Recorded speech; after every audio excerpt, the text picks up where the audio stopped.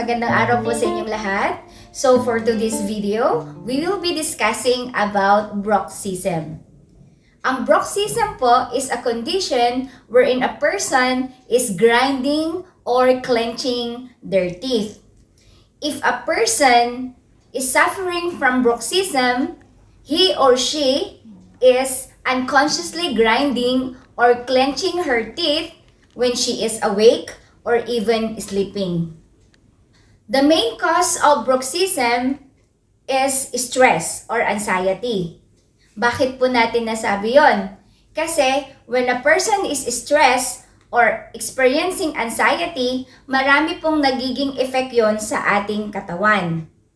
So when a person is stressed on a day, or let's say sa umaga, stress na po siya sa kanyang trabaho o sa kahit ano pang bagay na ginagawa niya, nadadala po niya yon until sa kanyang pagtulog. Di ba po? Pag stress ng isang tao, you're tending to clench or yung parang kinakagat mo yung ngipin mo together, parang ganon.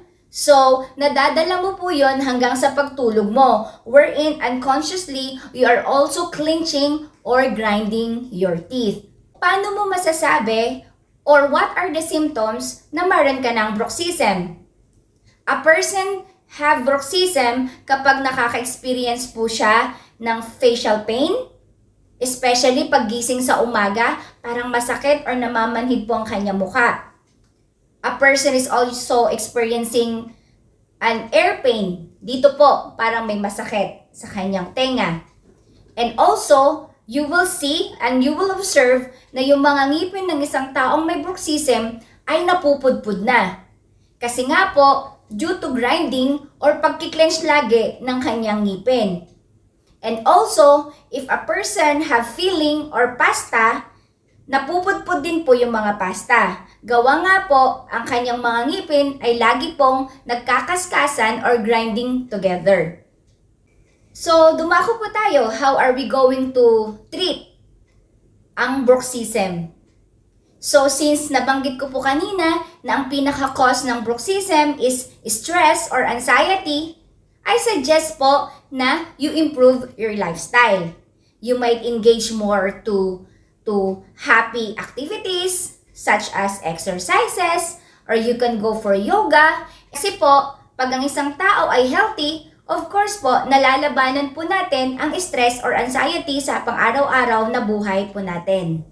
One of the recommended treatment po and most suggested treatment po para sa isang taong may bruxism ay ang paggamit po ng night guard.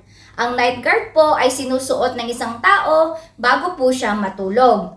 This is made of rubber na malambot po yon at yun ay sinusuot sa kanyang ngipin bago po siya matulog. Bakit po kailangan yon?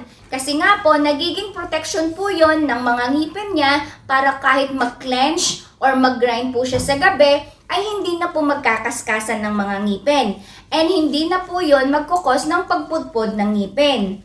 And at the same time, bago ko po makalimutan, ang taong may bruxism ay nagkakaroon po siya or nagpuproduce po siya ng ingay or tunog sa kanyang pagtulog. At ang kanyang katabi sa pagtulog ang makakapagsabi po talaga na mayroon siyang bruxism. Kasi nga po, pag yung upper at lower arch mo is grinding to each other, mayroon po yung napuproduce na sound.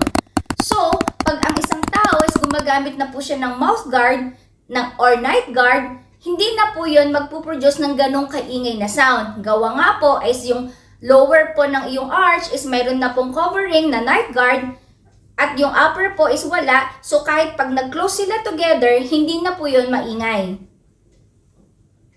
And also po, some of the dentists are recommending these patients na mag-take po ng muscle relaxant. Pero optional naman po yun.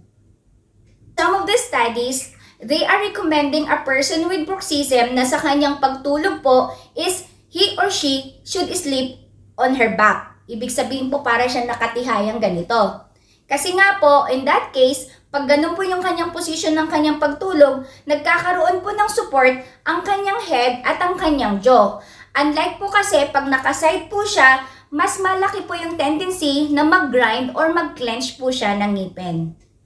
So I hope mga happies ay may natutunan po kayo sa ating video na ito. So keep on smiling and ingat po lagi. Thank you!